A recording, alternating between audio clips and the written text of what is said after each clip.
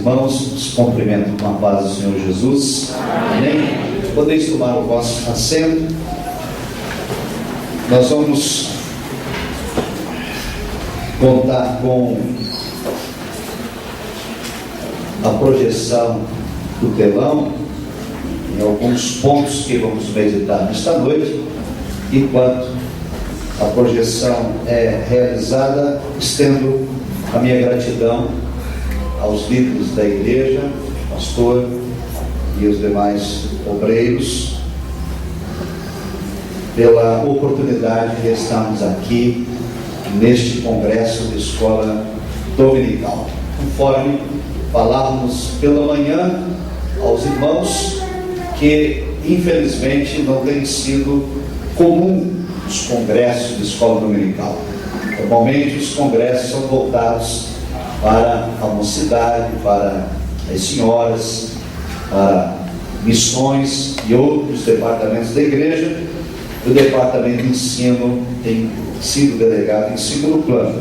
Louvamos a Deus, portanto, pela iniciativa e pela oportunidade de meditarmos na palavra de Deus neste congresso de escola dominical. Nós temos, irmãos, para esta noite este subtema que está projetado no telão. Eu quero convidá-los para ler juntos o subtema: os fundamentos do ensino cristão. Nós temos um texto bíblico que fundamenta o subtema, mas antes disso vamos recitar o tema propriamente dito, que está aqui no banner. Juntos: exercendo o ministério com excelência. E Romanos 12, versículo 7, a parte B. Todos juntos? Se é ensinar, que haja dedicação ao ensino. Amém? Louvamos a Deus por este tema tão importante. E agora nós vamos pedir aos irmãos para acompanharmos a leitura de 1 Timóteo, capítulo 4, versículo de número 13, 14 e 16. Como nós estamos num congresso de escola dominical, nós vamos aproveitar para trazer aos irmãos algumas informações, algumas lições, alguns aprendizados. Por exemplo, a epístola de Paulo a Timóteo, então a gente diz primeira a Timóteo, porque é uma epístola, não é primeiro a Timóteo. E também não é primeiro aos Coríntios, porque é epístola, então é feminino. E quando nós lemos, por exemplo, Reis, não é primeira de Reis, é primeiro Reis, porque é no livro. E assim, são coisas que parecem ser desnecessárias, mas que demonstram a maturidade e o conhecimento que a igreja tem da palavra. Por isso, eu me sinto muito feliz e à vontade de ministrar aos irmãos nesta noite, porque o ensino da palavra deve ser a primazia da igreja. Vamos ler então a palavra, versículo de número 13, vamos ler juntos? Persiste em ler, exortar e ensinar, até que eu vá. Verso 14: medita estas coisas, ocupa-te nelas, para que o teu aproveitamento seja manifesto a todos. Verso 16, verso 15 ali ele está equivocado, ele é o 16, vamos ler juntos? Tente cuidado de ti mesmo e da doutrina, persevera nessas coisas, porque fazendo isto te salvarás, tanto a ti mesmo como aos que te ouvem. Amém? Obrigado. Pode projetar o próximo. Vamos ler juntos outra vez o subtema: os fundamentos do ensino cristão. E o último slide, que vai ser a nossa meditação desta noite: os fundamentos do ensino cristão. Temos 5 deles aqui listados nesta noite, estão em latim, e nós vamos ler juntos. Número 1, sola escritura. Número 2, solos Christus. Número 3, sola gratia. Número 4, sola fide. E número 5, sólido de glória. Amém? Amém. Hoje pela manhã nós falávamos com os irmãos acerca do lema, ou do tríplice lema da escola bíblica dominical. Cada aluno, um crente salvo.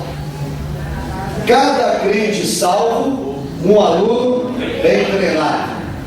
E cada aluno bem treinado, um obreiro aprovado. Vamos repetir juntos? Cada aluno, um crente salvo. De novo. Cada aluno, um crente salvo. Cada crente salvo, um aluno bem treinado. Um aluno bem treinado, um obreiro aprovado. Amém? Amém. Então, pela manhã nós falávamos aqui, de um modo bem geral, acerca desta primeira função da escola bíblica dominical. Cada aluno, um crente salvo. E abordamos aqui acerca, então, da mensagem da salvação. Hoje à noite nós vamos para o segundo tema, ou o segundo lema, o segundo propósito da escola bíblica dominical. Cada crente salvo, um aluno bem treinado. Quantos são salvos aqui nesta noite? Glória. Amém? Louvado seja Deus por isso. Então, queridos irmãos, trazemos aqui 5 fundamentos do ensino cristão, ou da doutrina cristã. Cada crente salvo precisa ser um aluno bem treinado. Quais são as razões da nossa fé? Quais são os fundamentos da nossa fé? Por que existem tantas doutrinas diferentes? Por que tantas mensagens são ministradas e destoam entre si? Nós sabemos que a história retrata um período de trevas na igreja, onde os cristãos foram se distanciando da palavra, até que em 1517 Deus levantou um homem chamado Martinho Lutero, e ao estudar a Bíblia Sagrada, ao aprofundar o conhecimento da palavra de Deus, em especial no livro de Romanos, este homem foi despertado para escrever o que se chamou de 95 teses, que foram afixadas em Wittenberg, na Alemanha, em 1517, e as 95 teses falavam acerca da necessidade de um retorno às Escrituras Sagradas.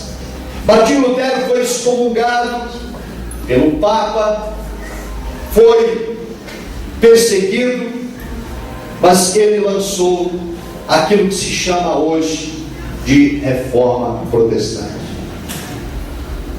A grande parte dos evangélicos às vezes pensam que não são protestantes, mas irmãos, todas as igrejas evangélicas nasceram após a Reforma Protestante. As igrejas batistas, as presbiterianas, as metodistas, as anglicanas, as pentecostais e neopentecostais, todas elas têm origem na Reforma Protestante, acontecida em 1517. E a Reforma Protestante tinha este objetivo: reformar a igreja, restaurar a igreja, colocar de volta na igreja a Bíblia Sagrada como autoridade, regra de fé e conduta e norma para o comportamento dos cristãos. E esses fundamentos foram listados então em 5 solas. A primeira dela, chamada de sola Escritura, que traduzido do latim significa somente a Escritura. Vamos ler juntos? De novo, número 1, sola Escritura, ou seja, somente a Escritura. Então escute, somente a Escritura, somente a Bíblia Sagrada é a inerrante revelação de Deus para a vida da igreja. Amém? Amém. É a única revelação divina escrita capaz de constranger a consciência humana, mudar vidas e corações. A Bíblia é ela que ensina tudo que eu e você devemos saber acerca da salvação, do pecado, da regeneração, da transformação, da vida eterna, do Espírito Santo e de todos os demais temas que devem ser ministrados no ensino da igreja. Portanto, se a Bíblia Sagrada é a autoridade, regra de fé, nós temos que repudiar qualquer credo, qualquer concílio, qualquer revelação, qualquer profecia e qualquer sonho e qualquer visão que venha contrariar a autoridade da palavra, porque ela é luz para o nosso caminho e lâmpada para os nossos pés. Glória a Deus. Verdade. O ensinador, o educador, o professor cristão tem a Bíblia Sagrada como única regra de fé. Não importa a experiência pessoal de alguém, nem o sonho que alguém teve, nem a revelação que alguém disse ter, se estas experiências não forem aprovadas pela autoridade da palavra, elas não têm valor algum na vida daquele cujo credo está alicerçado na autoridade da palavra de Deus. Amém, irmãos? E hoje nós temos tantos modismos, as pessoas têm tantas revelações, tantas visões que contrariam as Escrituras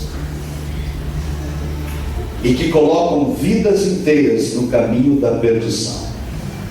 Esta mesma Bíblia fala que o Espírito Santo de Deus se manifesta na igreja, que os dons espirituais são concedidos, que é preciso que a igreja tenha a manifestação dos dons. É necessário que aconteça em nosso meio revelações, profecias, variedade de línguas, interpretação de línguas, mas também é necessário que a igreja tenha discernimento de espíritos. Amém, igreja? Amém. Porque a Bíblia Sagrada, ela é a escritura que fundamenta a nossa fé. Portanto, nós os cristãos repudiamos que o Espírito Santo fale independente ou contrariando o que está exposto na Bíblia Sagrada, e negamos ainda que a experiência mística pessoal possa ser veículo de revelação doutrinária. Somente as Escrituras Sagradas possuem autoridade de fé, de comportamento e de conduta na vida do cristão. Amém? Este princípio tem que retornar à igreja. Glória. Quantas e quantas vezes escuto mensagens em que o pregador nem sequer faz leitura de um texto bíblico. A mensagem dele é fundamentada em autoajuda. A mensagem dele está fundamentada na psicologia, está fundamentada em conceitos meramente humanos. E nós precisamos resgatar a autoridade da palavra de Deus. Há aqueles que leem algum texto da Escritura, mas o texto foi lido apenas para fazer a abertura da mensagem, porque tudo quanto se disser ou falar não tem nada a ver com o versículo que se leu. Por isso nós precisamos, neste congresso de escola dominical, desta última era da igreja na terra, resgatar o valor da autoridade da Escritura Sagrada como conduta cristã diária e regra de fé para o nosso viver cristão. Quem concorda pode dizer amém. Amém. Glória a Deus. O crente salvo torna-se um aluno bem treinado quando ele examina à luz das Escrituras se aquilo que está sendo dito, se aquilo que está sendo ensinado, se aquilo que está sendo praticado tem respaldo nas Escrituras. Um aluno bem treinado nunca será enganado, nem ludibriado, e jamais será passado para trás. Verdade, Deus. A Bíblia diz que os irmãos em Bereia, quando o apóstolo Paulo chegou ali ministrando o Evangelho da Graça, eles examinavam as Escrituras para ver se as palavras de Paulo eram confirmadas com a autoridade da palavra de Deus. Amém, irmãos? Amém. Então, para isso, nós precisamos dar espaço para a Bíblia Sagrada em nossos cultos, em nossas reuniões, em nossas atividades. Precisamos dar espaço para o pregador, para o professor, para que ele possa ministrar a palavra e que a palavra ocupe o seu devido lugar durante o culto que é prestado para Deus. Amém? O segundo princípio, o segundo fundamento do ensino cristão diz: solos Cristos, ou traduzido, somente Cristo. Amém? Vamos dizer juntos? Solos Cristo. Em português, somente Cristo.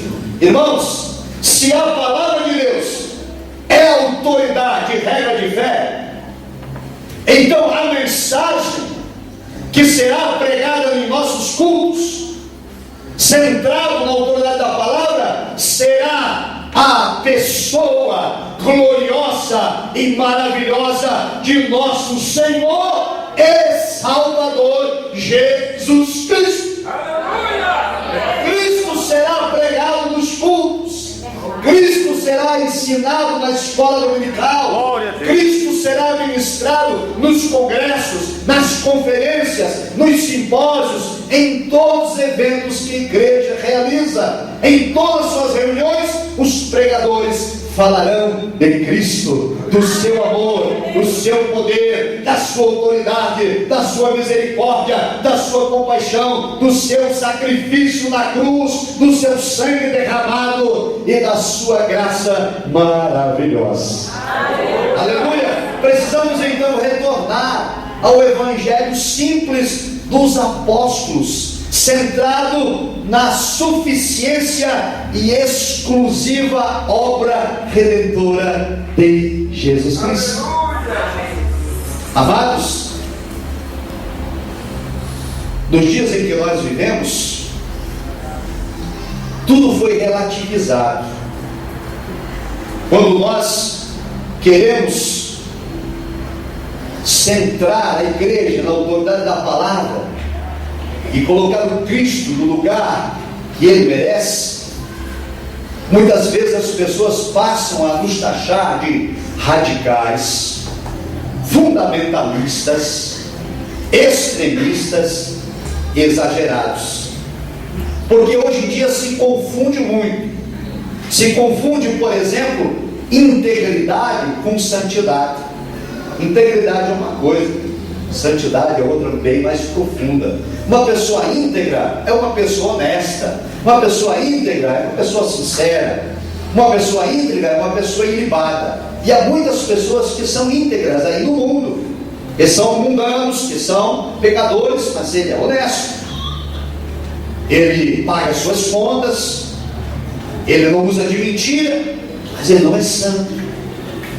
E a igreja vem confundindo integridade com santidade. A santidade, segundo a Escritura, vai muito além disso. Ser santo é viver separado do pecado. Ser santo é ter a sua vida consagrada no altar de Deus. Ser santo é ser cheio do Espírito Santo. Ser santo é viver para Deus com fidelidade diária e constante e permanente. Então nós precisamos voltar a pregar o Evangelho, onde Cristo passa a ser o centro de tudo. Quer ver os modismos que vem acontecendo hoje? As pessoas participam de eventos onde são convidados a escrever com uma folha de papel a lista de seus pecados, e depois queimam essa lista numa fogueira, para que os pecados sejam exterminados, apagados, afastados. Este ensino não aparece em ponto algum das páginas das Escrituras Sagradas.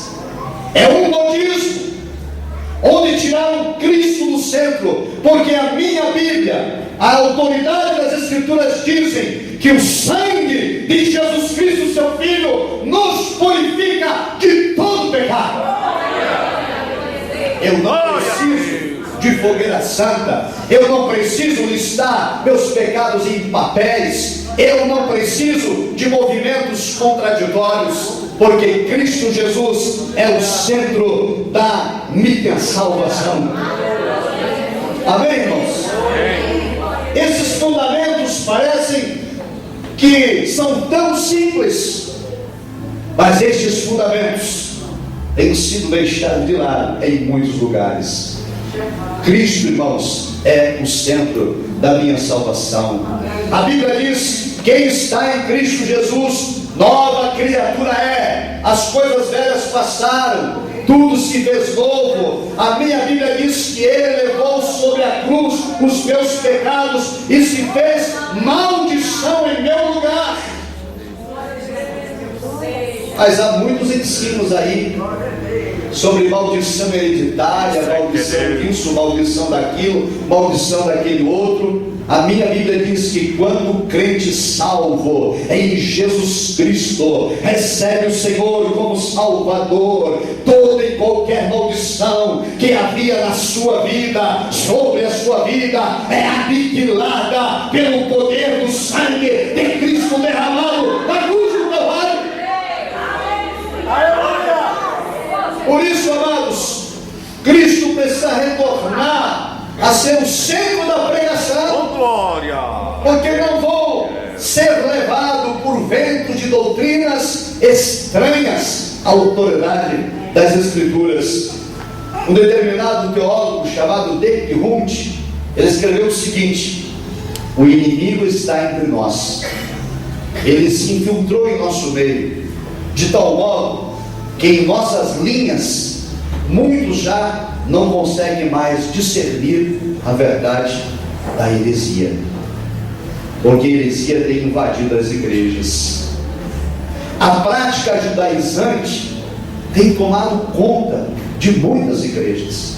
Se o irmão ler a epístola de Paulo aos Gálatas, você vai descobrir que já naquela época o apóstolo São Paulo, ao terminar a primeira viagem missionária, que durou do ano 47 até o ano 49 da era cristã, já havia disseminado no meio da igreja as práticas judaizantes. O que são práticas judaizantes?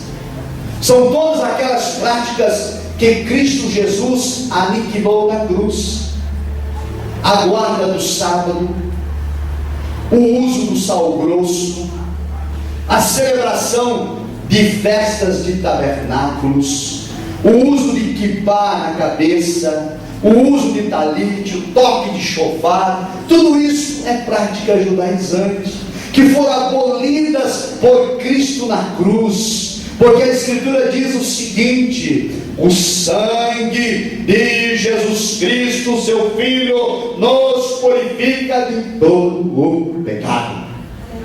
E as práticas judaizantes foram aniquiladas pelo poder de Cristo. A epístola aos Gálatas, Paulo escreveu para combater isso. Mas você liga a televisão, você vê os programas, principalmente das igrejas neopentecostais, o que existe lá é prática judaizante o tempo todo, o tempo inteiro. É a trombeta de Gideão, é a aliança não sei de quem, é o colete de Gideão, é o cajado de Arão, é a vara de Moisés. É um tanto de história, de coisas e de eventos que são ministrados à igreja como verdade. As pessoas levam fitinha de Jesus amarrada no pulso, e as pessoas fazem sacrifício de toda sorte.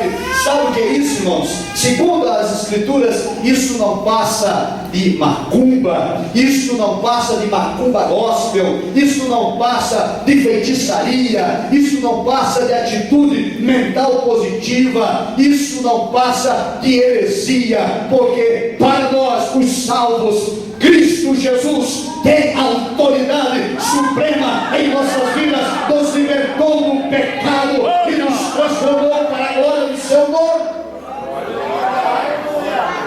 Mas não são poucos os crentes que estão envolvidos com as práticas judaizantes, com as simpatias e com tudo mais. Precisamos, irmãos, tomar cuidado, porque isso está infestado em todo lugar do Brasil inteiro. Tenho viajado esse país pela misericórdia do Senhor, como presidente do Conselho de Educação Teológica da Convenção Geral das Assembleias de Deus no Brasil, e nós temos visto coisas inacreditáveis em igrejas onde líderes e pastores se afastaram da palavra de Deus, deixaram Cristo de lado, e agora em suas reuniões o que vale é a simpatia gospel, é a macumba gospel, é levar para casa coisas que são ungidas, que servem como amuleto para que eles possam ter algum tipo de proteção. É um retorno ao paganismo, é um retorno ao pecado. Tudo isso é produto de uma hermenêutica defeituosa, de uma exegese capenga, de líderes que não conhecem a Bíblia, inchados em suas supostas visões e revelações, deturpam a autoridade da doutrina sagrada. Por isso, meus irmãos, reafirmamos nesse ponto de número 2, que a nossa salvação e a nossa libertação é realizada unicamente pela obra expiatória de Cristo Jesus na cruz do Calvário. Isto por si só é suficiente para a nossa justificação para com Deus. Não reconhecemos que o Evangelho esteja sendo pregado se a obra de Cristo, o Evangelho de Cristo, não estiver sendo declarado. E não reconhecemos que haja Evangelho se a fé em Cristo e em sua obra não seja invocada ou vivida pela igreja. Amém? Então, quando Cristo não é o centro do Evangelho, quando Cristo não é o centro do culto, quando Cristo não é o centro da mensagem, não receba. Tenha discernimento, não seja enganado. Cada aluno, um crente salvo. Cada crente salvo, um aluno bem treinado. Porque a autoridade das Escrituras tem primazia sobre o ensino, e as Escrituras dizem que somente Cristo é Senhor e Salvador. Sola gratia. Vamos ler juntos? Terceiro ponto. Sola gratia. Somente a graça. Amados, o Evangelho de Cristo não são métodos, não são técnicas humanas que operam a salvação. Foi pela graça, diz as Escrituras, que nós, estando mortos, fomos vivificados. A falsa confiança no homem enche o mundo evangélico, desde o Evangelho da autoestima até o Evangelho da saúde e da prosperidade. Se somos salvos pela graça, um favor imerecido dado pelo Senhor Jesus, porque a graça não é pregada, porque ela não é ensinada, porque ela não é divulgada, porque nossas reuniões estão permeadas desse Evangelho açucarado, mamão com açúcar, do receba, receba, tome posse, você vai ter, você vai conseguir, você vai prosperar, você vai ser grande, porque os profetas de plantão só profetizam bênção, não há nenhuma palavra de exortação, nenhuma palavra convidando a santidade, porque os profetas portas só vem papel sendo assinado, degraus de escadas subindo, chaves abrindo portas. Por que os homens e as mulheres de Deus não pregam mais a graça regeneradora e transformadora do Evangelho de Jesus Cristo? Aleluia! É verdade. Irmãos, um congresso de escola dominical, como diz, ele é raro de acontecer, porque no congresso de escola dominical, o preletor é obrigado a tratar sobre essas questões, e essas questões não dão ibope, essas questões não vendem DVD, essas questões não fazem pregadores famosos, e nem arrancam glória a Deus, e nem aleluia da igreja. Esta é uma mensagem que nos chama, que nos convida ao retorno dos fundamentos do ensino cristão. Somente a autoridade da palavra, somente Cristo é o Senhor, e é pela graça que somos salvos.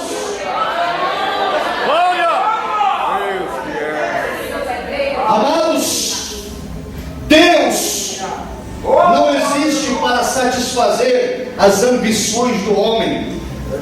Deus não existe para satisfazer os meus apetites de consumo. Deus não existe para atender meus interesses particulares. Deus não é meu vassalo, Deus não está ao meu serviço, Ele não está para atender os meus caprichos. Deus enviou seu Filho ao mundo para que pela graça, num favor imerecido, me libertasse da minha vã maneira de viver, me resgatasse das garras de Satanás e escrevesse meu nome no livro da vida.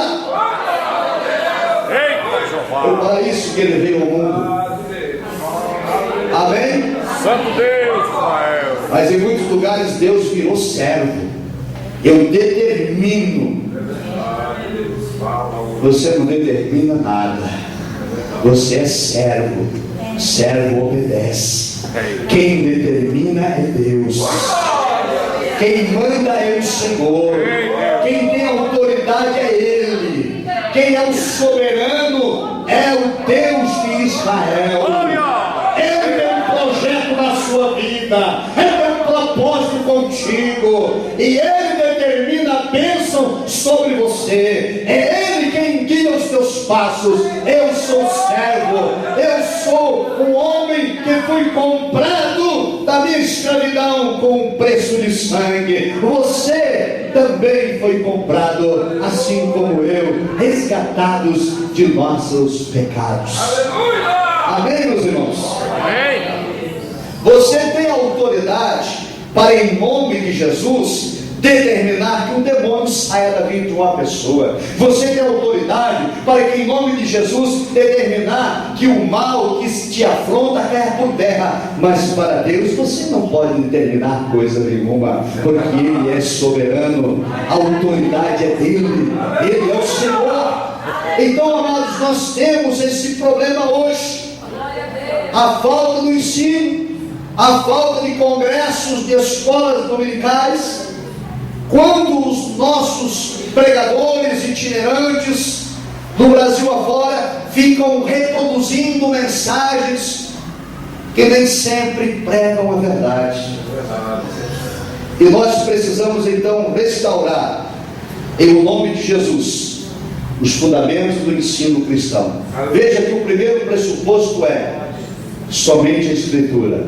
Ela tem autoridade, ela é regra de fé, ela é bússola, ela conduz meus passos, e é ela que diz que Cristo é único, suficiente Senhor e Salvador. E é ela quem diz que a salvação se dá pela graça, não é pelo seu mérito, nem pelo meu.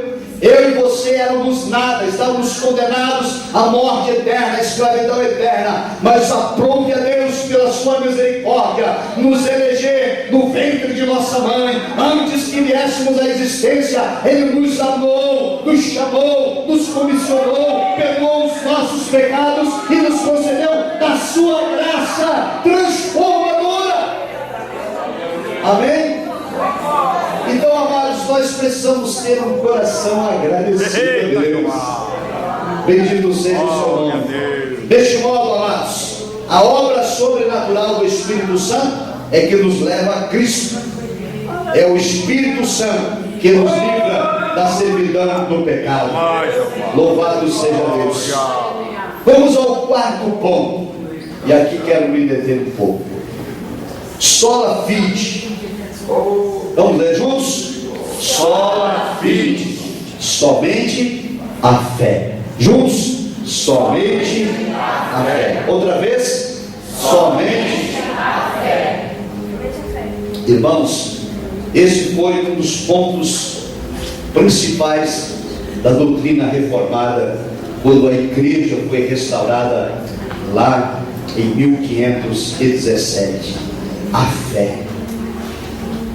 Queridos, a Bíblia diz: sem fé é impossível agradar a Deus.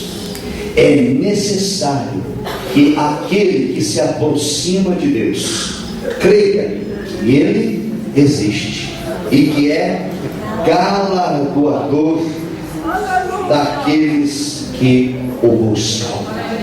Bendito seja Deus. A fé em Jesus Cristo, a fé na salvação pela graça, a fé na autoridade da palavra de Deus. Essa escritura, irmãos, ela é inerrante, não contém erros. Essa escritura é infalível, ela não falha, e ela é inspirada, é a revelação de Deus.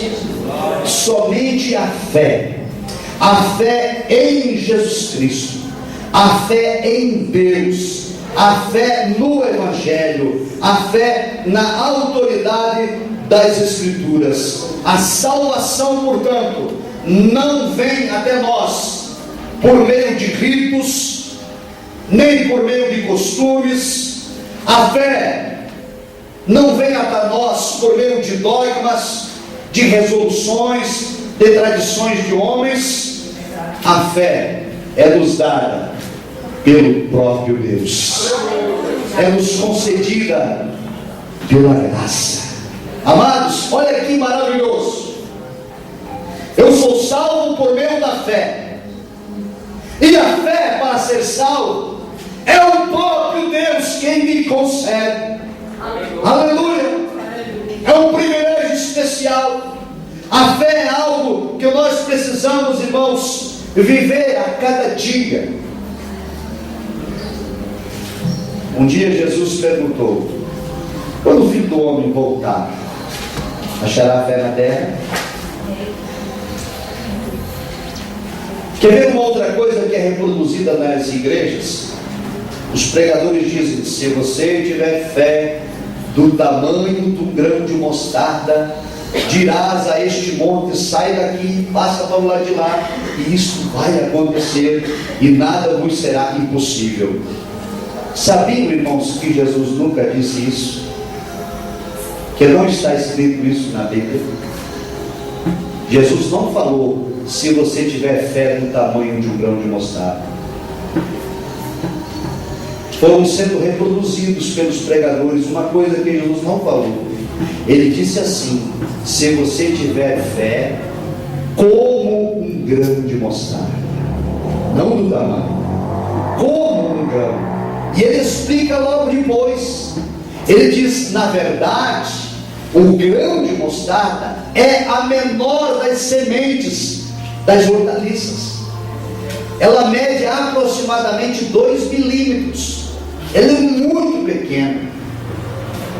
Jesus disse: se vocês tiverem fé como o grão de mostarda, que mede 2 milímetros, a menor de todas as sementes, mas que quando cresce e se torna grande, vira a maior de todas as hortaliças, ao ponto das aves do céu se aninharem nelas. Jesus disse: quando vocês tiverem a fé como o grão de mostarda, que começa pequenininho, mas que vai sendo regado, que vai sendo adubado, que vai crescendo, que vai ficando grande, quando vocês tiverem esta fé, vocês dirão ao monte: sai daqui, passa para lá e isso vai acontecer. Aleluia! Entenderam a diferença, irmãos? É como um grão que cresce, que aumenta, que se torna grande, e não do tamanho. Se você tiver fé do tamanho do grão de mostarda, com 2 milímetros, você vai orar e nem dor de cabeça vai passar. É fé pequena. Jesus falou: se for como um grão que cresce. Como que a fé cresce, irmãos? O que diz a Escritura? Não é a Escritura a nossa regra de fé? A Escritura diz assim: a fé vem pelo ouvir. Ouvir falar mal do irmão? Ouvir criticar o pastor? Ouvir criticar o ministério do louvor? Ouvir o quê? A palavra de Deus. A fé vem pelo ouvir, e o ouvir da palavra de Deus. Aleluia! É por isso que nós somos convidados a congregar. Hoje em dia, pastor, está aumentando o número dos que não querem congregar. Não, estou congregando em casa. Eu tenho um programa tal hora, outro programa tal hora, pregador tal, fulano de tal. E hoje está cheio, né, irmão, de pregadores. Tem de tudo, né? Tem apóstolo, tem arcanjo, querubim, tem de tudo. Já vai ter vice-deus, primeiro vice, segundo vice, pai apóstolo. E o que diz as Escrituras? Se ela é a nossa regra de fé, a Escritura diz assim: não deixeis a vossa congregação, como é costume de alguns. Nós temos que vir à igreja para ouvir a palavra. Aqueles que não congregam são pessoas que têm dificuldade de relacionamento. Elas não conseguem viver com os outros, não têm humildade suficiente para suportar a fraqueza do irmão, e não poderão então ir para os céus, porque aquele que não pode praticar a fé não pode entrar na cidade santa. Porque a fé, meus amados irmãos, não é algo para ser guardado. Um dia o apóstolo Paulo, escrevendo à igreja de Corinto, lá no capítulo 13, na primeira epístola, ele disse assim: agora permaneçam 3 coisas: a fé, a esperança e o amor, e a maior dessas é o amor. Então vou repetir, 1 Coríntios 13:13. Agora permaneçam a fé, a esperança e o amor, mas a maior dessas é o amor. Anos depois, ele escreveu a Timóteo. Ele disse: Timóteo, combati o bom combate, acabei a carreira e guardei a fé. Ora, se ele falou que o amor era mais importante, por que então não guardou o amor? Ele disse: eu guardei a fé. Por que, amados irmãos? A fé é para ser praticada dia a dia. A fé é para ser colocada em prática. A fé é necessária para a minha vida de comunhão com Deus e com os meus irmãos.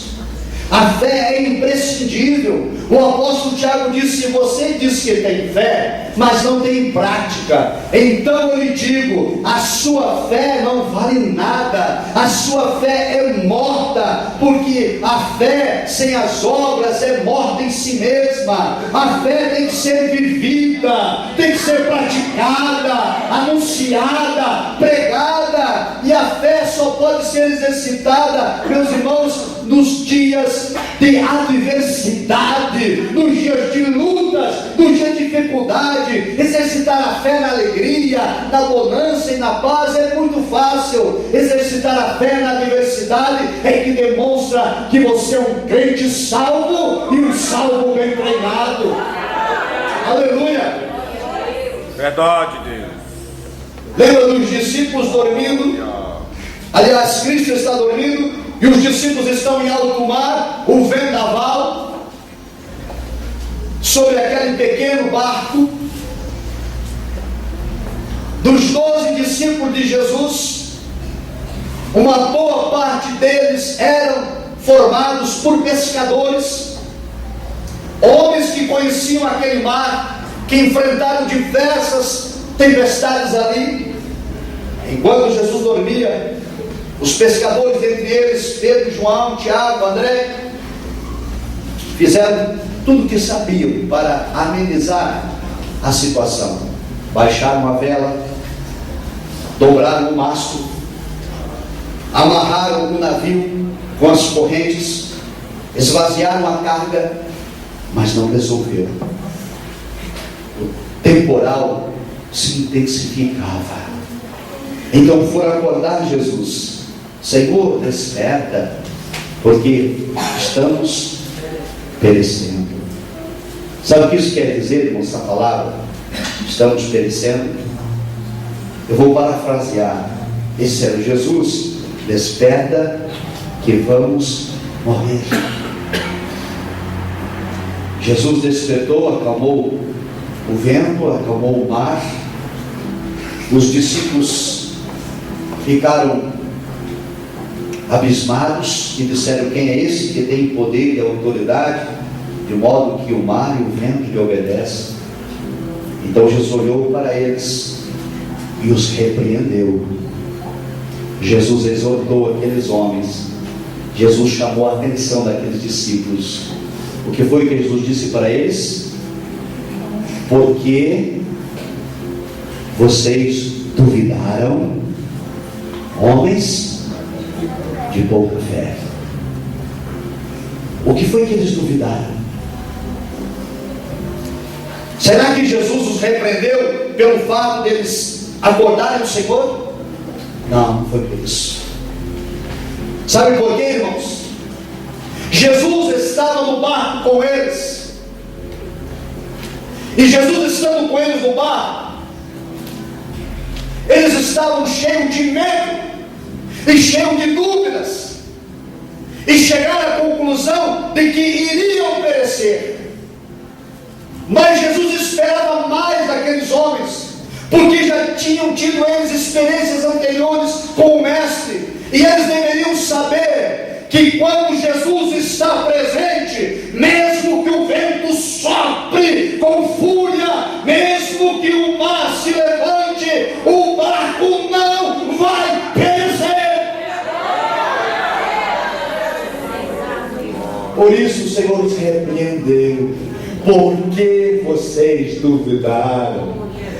Amados, é preciso exercitar a nossa fé. Não importa se o seu barco está quase perecendo, se já está enchendo de água, se o vento sacoleja você de um lado para outro, você está em alto mar, sem saber quando que a embarcação vai parar de trepidar, quando que o vento vai parar de soprar. Mas você precisa permanecer acreditando e confiando que Jesus viaja contigo no barco e que seu barco não irá afundar. Isto a Bíblia chama de fé. Amém? Por isso Jesus repreendeu os discípulos: porque vocês duvidaram, homens de pouca fé. A fé, ela é um dos fundamentos do ensino cristão. A fé nos sustenta, a fé nos faz vencer, a fé faz com que continuemos a nossa marcha. Santo Deus, a fé faz com que não desistamos da caminhada, mesmo quando somos magoados, mesmo quando somos criticados, mesmo quando somos apunhalados, mesmo quando falam mal de nós, mesmo quando nos perseguem, mesmo quando querem nos diminuir. A fé faz com que continuemos. é verdade. E para isso, eu e você não podemos olhar para o homem. Nós somos convidados a olhar para Cristo. O apóstolo Paulo escreveu, ou o escritor aos Hebreus escreveu dizendo: olhando para Jesus, olhando para Cristo, autor e consumador da nossa fé. Aleluia. Então recapitulemos rapidamente. A autoridade suprema da Escritura, ela é nossa bússola, regra de fé. Ela é que normatiza os meus passos. Essa Escritura diz que somente Cristo é o único Senhor e suficiente Salvador da minha vida. Eu sou salvo pela graça, um favor imerecido que é me dado pelo Senhor, quando o Espírito me concede a fé e me faz arrepender de pecados, vivo então uma vida de vitória. E o último princípio, sola gratia. Vamos ler juntos? Solo Deu glória, desculpa, juntos. Só Deu glória. Somente a Deus a glória. Amém? Então, queridos irmãos, significa que a glória não pertence a homens, a glória não pertence a anjos, a glória não pertence a profetas, a glória não pertence a cantores, a glória não pertence a pregadores, a glória não pertence a ministérios, a glória não pertence a homem algum na face da terra. A glória é única e exclusiva do Senhor Deus da igreja. Eita, Jeová! Glória a Deus! Uma certa igreja organizou um congresso, convidou um preletor famoso, muito conhecido. Esse pregador é uma bênção. Ele veio pregar só pela oferta do combustível, mas o carro dele gasta muito, é R$5.000.